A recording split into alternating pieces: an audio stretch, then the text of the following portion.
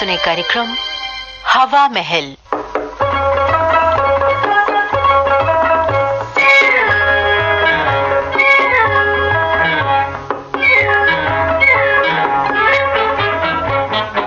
आज के हवा महल कार्यक्रम में आपको सुनवा रहे हैं हास्य नाटिका चोर बाजारी।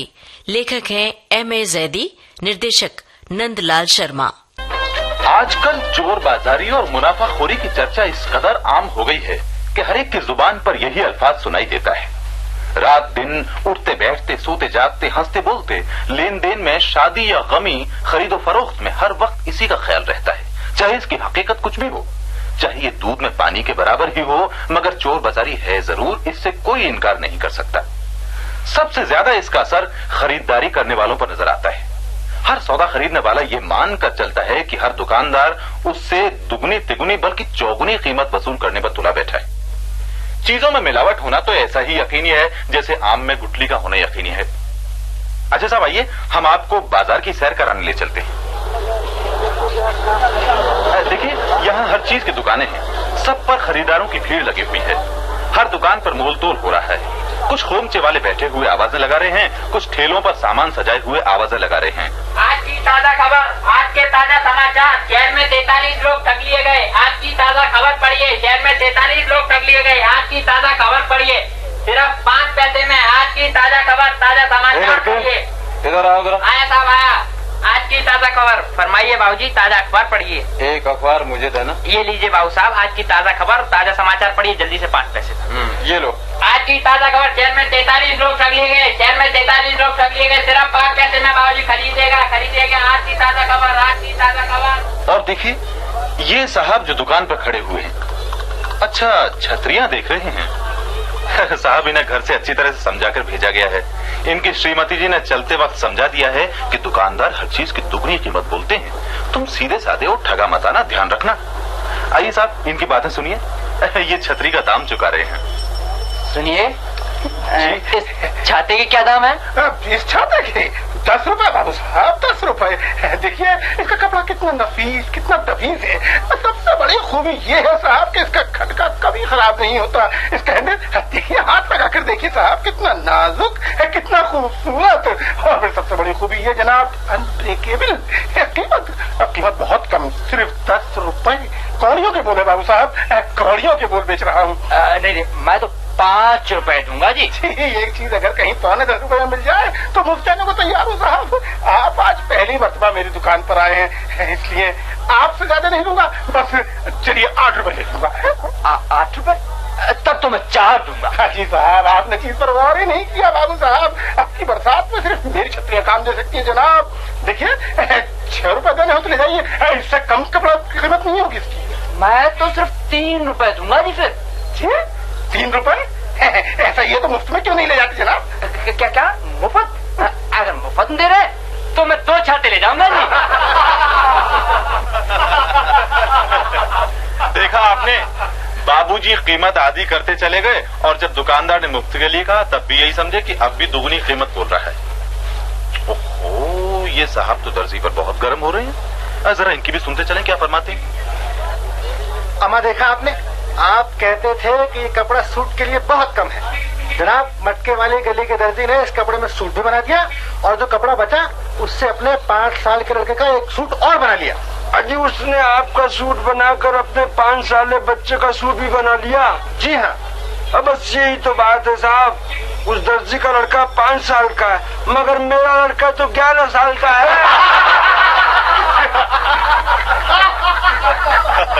कहिए साहब, आपको कपड़ा कम होने की वजह मालूम हो गई? बेचारे दर्जी का क्या कसूर? खैर साहब, आइए आगे चलें। अरे देखिए ये साहब, ये आलू वाले से क्या फरमा रहे हैं?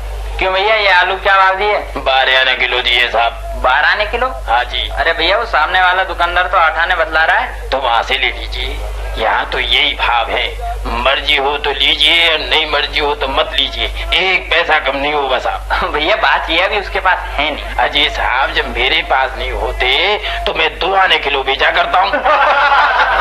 जी हाँ, कभी ऐसा भी होता है। बेचारे बाबूजी को चक्कर ही दे दिया।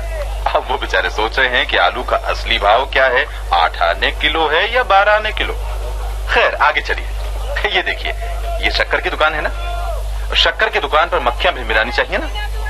मगर साहब यहाँ एक देवी जी शक्कर वाले से भिन भिन कर रही हैं।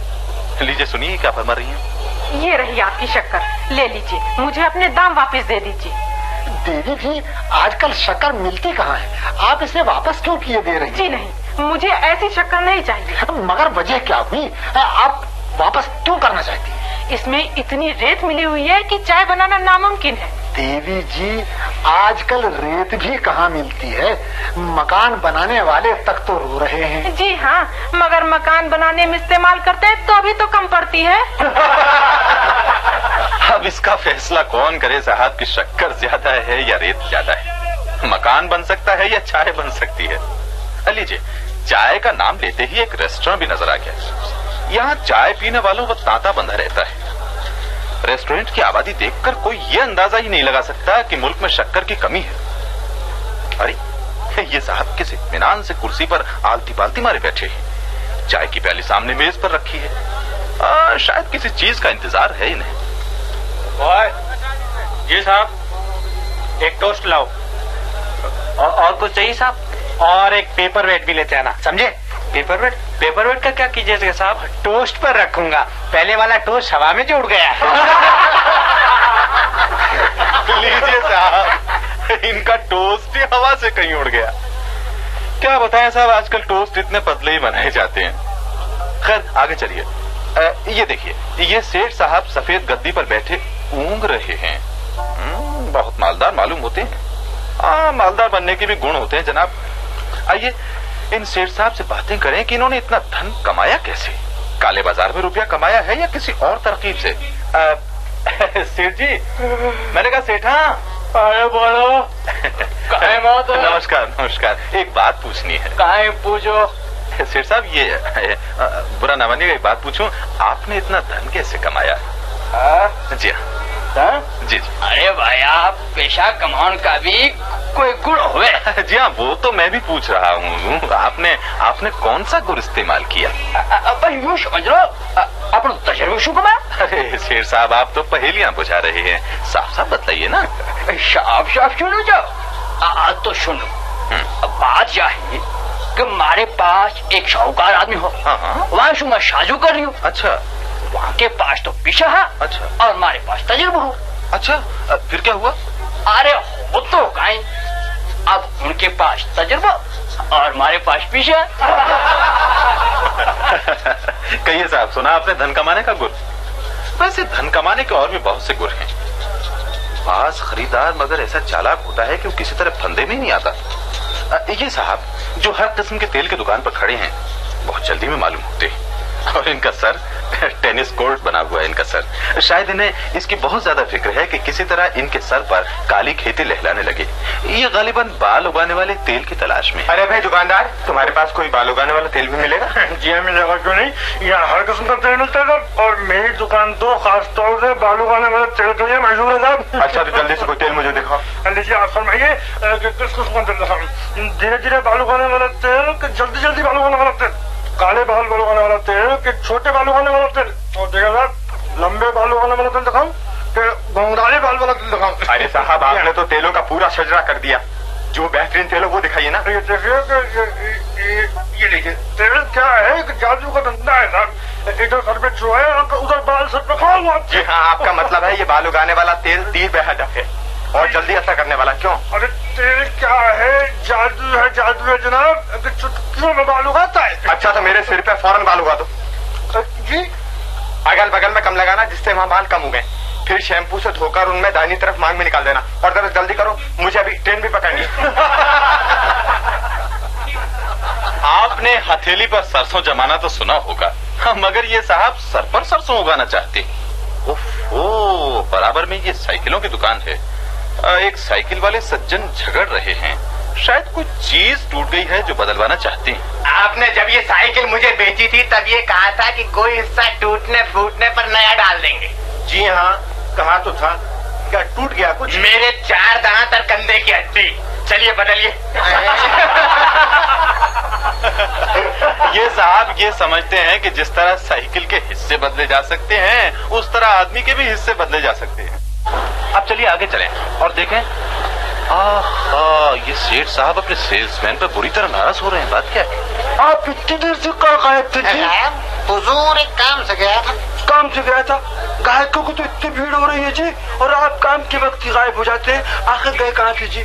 जनाब मैं हजामत बनवाने के लिए तो गया। दुकानदारी के वक्त बाल कटवाने हरगिज नहीं जा सकते आप। लेकिन माफ कीजिए जनाब, मेरे बाल दुकानदारी के वक्त ही तो बड़े थे। हाँ ठीक है, लेकिन सारे ही बाल दुकानदारी के वक्त थोड़ा ही बड़े थे। जी हाँ। कुछ घर पर भी तो बड़े होंगे। बिल्कुल ठीक हुजूर, बिल्कुल दुरुस्त। घर पर भी बड़े हैं, इसीलिए मैंने अपने सारे बाल नहीं कटवाए। देखिए थोड़े से बचा के भी रखे हैं।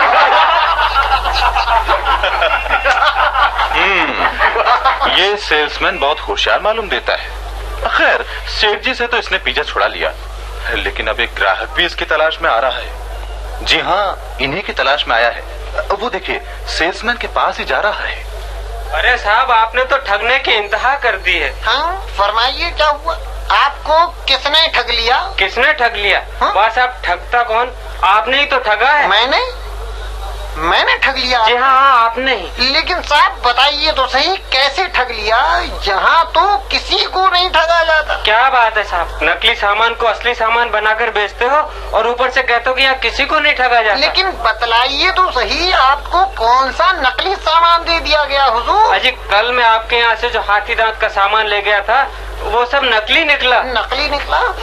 लेकिन देखिए इसमें गलती क्या है जनाब, हम बाकायदा पता लगाएंगे कि हाथी मारे जाने से पहले दांत साज के पास नकली दांत लगवाने तो कहीं नहीं गया।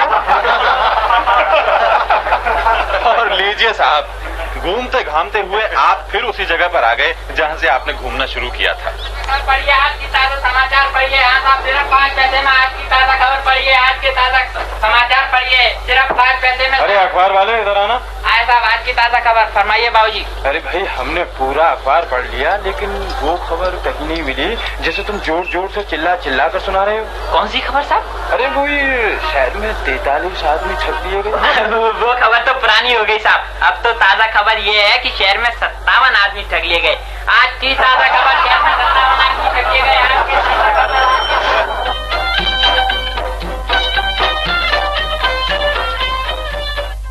हवा महल कार्यक्रम में अभी आप सुन रहे थे M.A. जैदी की लिखी ये हास्य नाटिका चोर बाजारी। निर्देशक थे नंदलाल शर्मा। ये थी आकाशवाणी जयपुर की भेंट। अब आज का हवा महल कार्यक्रम संपन्न हुआ।